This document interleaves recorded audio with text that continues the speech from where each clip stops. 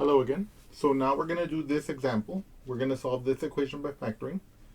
Now, having gone through all the rigmarole in problem 1, kind of as a recap of the lecture, I'm not going to go into that much detail here, but I want to start off by first let's start off by reading this equation. Oops, I forgot to put that it is equal to 0. Okay. So let's read it together. What we're going to try to solve by factoring. X squared plus x minus 20 equals 0. We want to solve this one by factoring, okay? Now, in the previous problem, we saw that if we had a factorization, like x plus a times x plus b, then this would actually give us x squared plus a plus bx plus ab. And we saw that allowed us to make a question in our brains about that would guide us to the solution of this problem, right? We realized that if this was the factorization for some numbers a and b, then their sum would have to equal the middle number. In this case, it would have to equal 1. And the product would have to equal the negative 20, okay? So I want us to begin by stating that question verbally, and I'm going to write it down for us, okay? So I wrote it out here for us more formally, okay? And I also wrote it out symbolically. So let's read it out together verbally. Are there two numbers which when I multiply them, I get negative 20, and when I add them or when I sum them, I get 1, right? So one of the key things that I want you to develop when you're learning how to factor quadratics is the idea of looking at a quadratic and asking this question. What two numbers multiply to give me negative 20 and add to give me whatever number is the coefficient of the x, in this case 1, okay? And of course you might say, but David, it's just a plus x. And we recall that x is a shorthand for 1x, okay? So there is in fact a 1 there. We just don't see it, okay? Okay. So now, you might think to yourself, okay, David, since they have to multiply to give negative 20, one of them has to be positive, one of them has to be negative, right? And since they have to add to give me 1, well, that's going to be something we're going to have to test. So the way I tell all my students to go about doing this is to make a multiplication table, okay? So what two numbers multiply to give me, let's say, negative 20? Well, 1 times negative 20, or I could have negative 1 times positive 20. I could have 2 times negative 10. I could have negative 2, and I could have positive 10. 3, 4. I could have 4 times negative 5. I could have negative 4 times positive 5. Let me see. And if I continue going, I'll get, I think that I'll actually start repeating backwards, the 10 and the 10 and the 2. So this is roughly a complete set of factors of the number negative 20. Now, I know if I add these two, I'm going to get negative 19. That's not going to help us, right? I can multiply them and I get negative 20, but I'm not going to be able to add them to give me positive 1. If I add these two, I'm going to get positive 19. If I add these two, negative 8. If I add these two, positive 8. If I add these two, negative 1. If I add these two, negative 4 plus 5 is positive 1. So you can see here that in this row, I have identified the numbers that satisfy these two relationships, okay? Again, now let me also say something here. You don't have to know about this relationship, okay? I'm just trying to write that down so you can see the relationship to over here, how we derived the factoring idea, okay? The most important skill I want you to develop here is to be able to look at a quadratic, be able to verbalize how to solve it, make your factor table for the number you need to find the factors of, and then figure out which one, if any, works. Again, in this particular case, I've constructed these problems to be factorable, so there will be factors that will make it true. But in general, that will not be the case. And of course, we're going to look at completing the square and quadratic formula to solve those kind of scenarios. So now looking at these values, I can say, aha, my factorization, and hence my rewrite of this equation, must be x plus 5 times x minus 4 equals 0. Okay? Because these are going to be the two numbers that when I add them, I get positive 1, and when I multiply them, I get negative 20. Okay? Now let me address something that I didn't bring up earlier, and which a lot of students, well, I don't know if a student's ever asked me this directly, but I want to make it clear that this concern, if they might bring it, is not a concern. And that is, they might ask, okay, David, you wrote it like this, but what if I had wrote it as x minus 4 times x plus 5? Okay? Would that still be the same? And the answer is yes, okay? Here, the order of the terms of the factorization don't matter. Only the fact that the factors themselves are the ones that are required. Okay? So either of these ways would be okay. Okay? Okay. Now, I'm about to solve the equation for the x's, okay, as I did in the previous problem. But I do want, just out of an abundance of caution, and to show you again how we would multiply these, I want to multiply the left-hand side so I can verify to you that it does indeed give us this original expression. The expression on the left, right? So if I have x plus 5 times x minus 4, what does that give me? So it'll be x times x, which will be the x squared, okay? It'll be the x times the negative 4, which will give me minus 4x.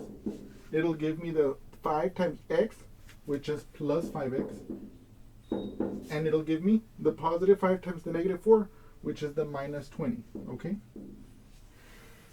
Then I ask myself, what is negative 4 plus 5? Negative 4 plus 5 is positive 1. Don't believe me? Watch this. Okay, this is going to be my number line, okay? Oops. So 1, 2, 3, 4, 5, 6, 7. So negative 1, negative 2, negative 3, negative 4, negative 5, negative 6, right? And then 1, 2, 3, 4, 5. So let's say 1, 2, 3, 4, and 5.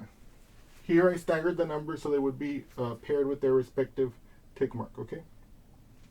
So I want to add negative 4 to positive 5. So that means that I start my first arrow at 0. But since it's a negative 4, I go 4 to the left. 1, 2, 3, 4. So it ends there. I'm going to add 5 to it. So that means that I have fixed the tail of my arrow that's going to represent 5. And it's going to go 5 spaces to the right, right? So it's going to be 1, 2, 3, 4, 5. And it ends here at the 1. So the net effect is I started at the 0 and I ended at the 1. And I'm going in the right direction, so that's a positive 1. Okay? In other words, this number line expression captures the fact that if I add negative 4, and then if I take negative 4 and I add 5, I get positive 1 as the net effect.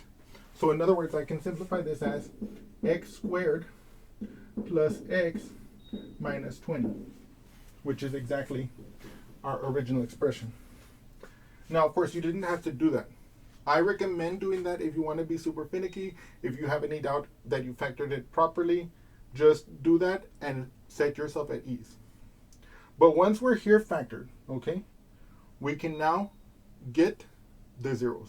We can now get the solutions, okay? To do that, I'm going to, again, use the zero product property. What does that mean? Well, for any value of x, this expression is a real number, and this expression is a real number. And this times this equals 0. So I have two real numbers equaling two real numbers being multiplied to give 0. So that means that either x plus 5 is equal to 0, or x minus 4 is equal to 0. Okay? Let me put a little dividing line here. Okay? Okay. Look at this side. How do I get the x by itself? I subtract 5 from both sides. Okay? So x is equal to negative 5. What about this one? How do I get the x by itself? I'm going to have to add the 4 to the other side. plus 4 plus 4. So I get x equals 4. These, therefore, are my solutions. And as we mentioned before, we know that for a quadratic, the maximum number of solutions we can have is 2. We have found 2 distinct solutions, so we know that there's no more solutions left to find. If these are in fact the solutions, they are the only solutions, okay? So now, all we're going to do now is we're going to summarize this result, and then we're going to, and I'm going to show you that they in fact do work, okay?